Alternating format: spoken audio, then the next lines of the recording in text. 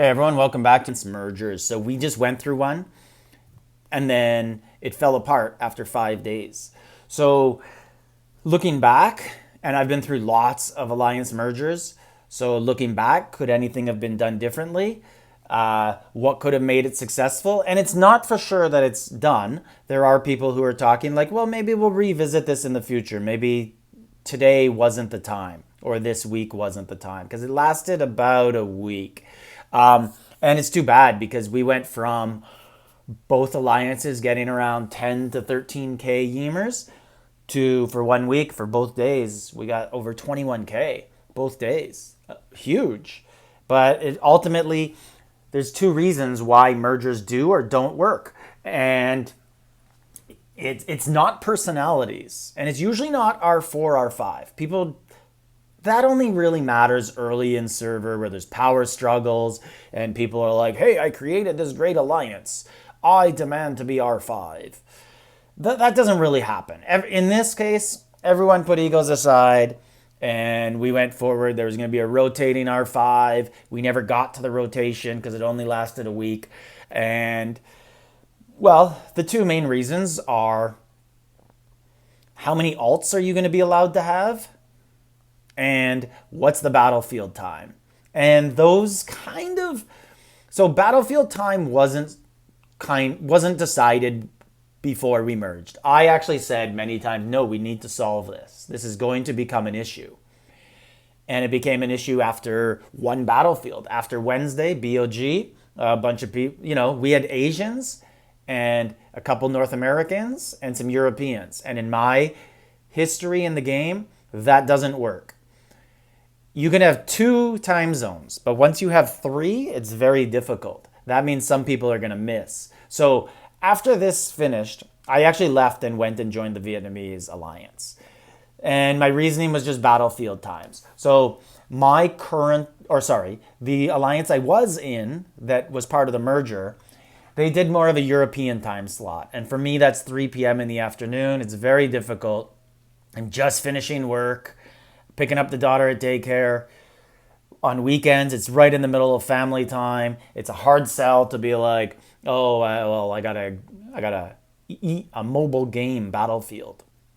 So, anyways, it's just better for me to have Vietnamese play nighttime for them. That's morning time for me. It's perfect. I want Battlefields to be early morning or late at night on weekday. And if they're going to play early morning on BOG Wednesdays and I miss it because I'm at work, that's totally fine. The rewards aren't that great in BOG. So I don't care.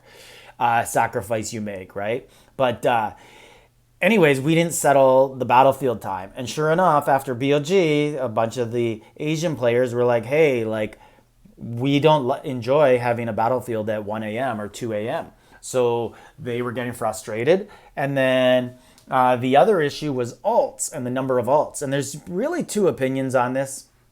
I've been through these mergers so many times, and there's people who don't want to kick out players just because they're free to play and not that active.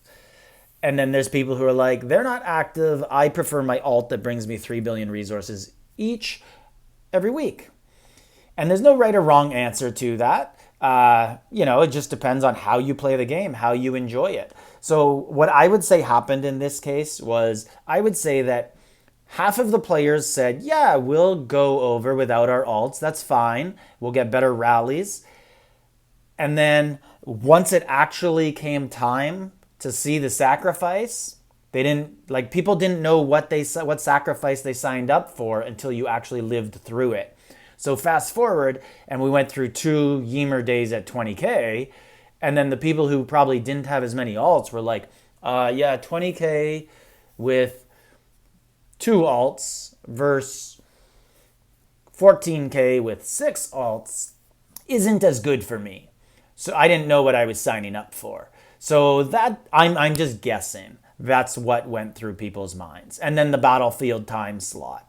So I understand. And then it's not totally over. Like the door's not shut. The alliances don't hate each other. It's just for now, the way the current personnels are, it's a difficult sacrifice. But you could see a time in the future, maybe a couple people move on, people always leave the game. There could be reasons why, why it would be visited again, and maybe it would work. Or maybe just people realize, like, hey, you know what? Those rallies were actually really good for me.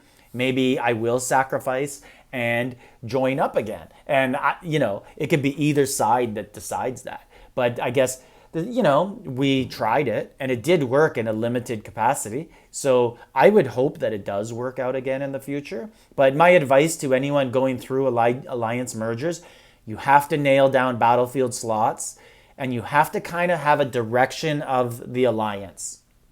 Are you going to allow players who don't necessarily log in very much to continue to be in the alliance because they're going to be there a long time?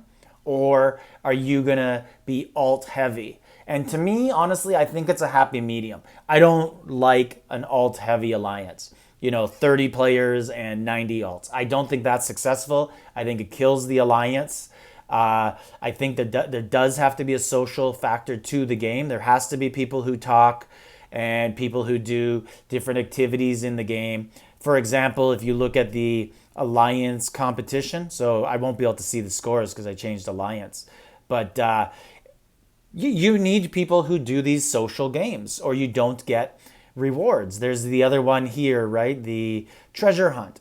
Most of the players really high on the server here are free to play players, and you don't get the alliance rewards if you don't have those players in your alliance. So like there's these chests, they do give decent rewards, and that's for everything. That's for your alts and everything as well. And then at the end of it, you get these rewards with Civ treasures, tactics scrolls. They're not huge, but you will get 0 of them if you don't have those social players in the alliance. In the comments, have you been through alliance mergers? What sort of things do you look for? Do you have any other reasons why they fall apart?